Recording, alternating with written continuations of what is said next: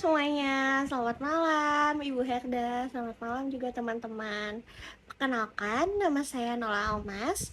Pada malam ini, atau tepatnya pada video ini, saya akan membahas salah satu isu etika dalam penggunaan teknologi di dunia bisnis, yaitu privasi data dan keamanan informasi.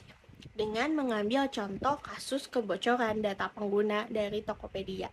Nah, mungkin teman-teman tahu ya, atau mungkin sempat lewat di beranda kalian, bahwa Tokopedia tuh baru aja nge-lay off hampir 90% karyawannya, dan kalau tidak salah ya, dari data yang saya baca di berita itu tuh kayak 1.250 karyawan itu tuh di lay off, jadi hanya cuma tersisa 125 orang aja. Cukup sedih ya, seperti yang kita tahu, Tokopedia sendiri salah satu e-commerce yang cukup besar di Indonesia.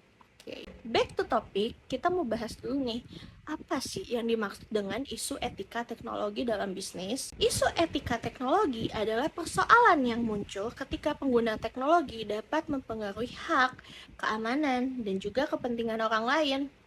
Di era digital, perusahaan memanfaatkan teknologi untuk meningkatkan efisiensi dan kualitas layanan. Namun, penggunaan teknologi juga harus dilakukan secara bertanggung jawab. Kenapa? Agar tidak merugikan konsumen maupun juga masyarakat. Contoh, isu etika teknologi itu meliputi kebocoran data pribadi, penipuan online, penggunaan software ilegal, penyalahgunaan internet kantor, hingga serangan cyber. Salah satu contoh nyata kasus kebocoran data yaitu terjadi di Tokopedia pada tahun 2020. Sekitar 91 juta data pengguna dilaporkan bocor dan diperjualbelikan di internet. Data tersebut meliputi nama pengguna, alamat email, nomor telepon, hingga informasi akun lainnya.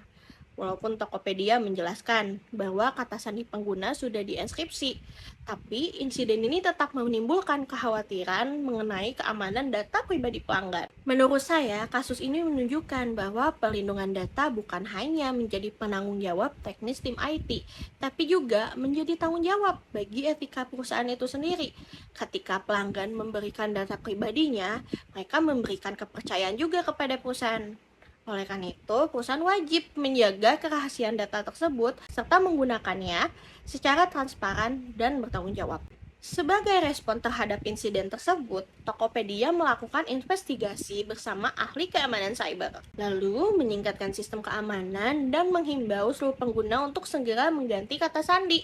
Selain itu, perusahaan juga bekerja sama dengan pihak berwenang untuk menyelidiki kebocoran data. Meskipun langkah tersebut merupakan respon yang baik, menurut saya perusahaan seharusnya lebih mengutamakan tindakan pencegahan. Perusahaan perlu melakukan audit keamanan juga secara berkala, memperbarui sistem keamanan, menerapkan autentikasi berlapis atau multifaktor authentication, serta memberikan pelatihan keamanan digital bagi seluruh karyawan. Selain itu, perusahaan juga harus memiliki kebijakan yang transparan mengenai bagaimana data pelanggan tersebut untuk dilindungi, dikumpulkan, digunakan, dan juga disimpan. Apabila terjadi insiden keamanan, perusahaan harus segera memberikan informasi kepada pengguna agar mereka dapat mengambil langkah untuk melindungi akun mereka. Menurut saya juga, keberhasilan sebuah perusahaan di era digital tidak hanya diukur dari kecanggihan teknologinya, tetapi juga dari kemampuannya menjaga kepercayaan pelanggan. Teknologi memang memberikan banyak manfaat, tetapi tanpa etika, teknologi justru hanya menimbulkan kerugian bagi masyarakat. Kesimpulannya, etika dalam penggunaan teknologi harus menjadi dari bagian budaya perusahaan. Dengan perlindungan data yang baik, keamanan sistem yang kuat, transparansi, serta tanggung jawab terhadap konsumen, perusahaan dapat memanfaatkan teknologi secara lebih adil, aman, dan berkelanjutan. Terima kasih. Berikut penjelasan saya tentang isu teknologi melalui kasus kebocoran data Tokopedia pada tahun 2020. Terima kasih sudah mendengarkan.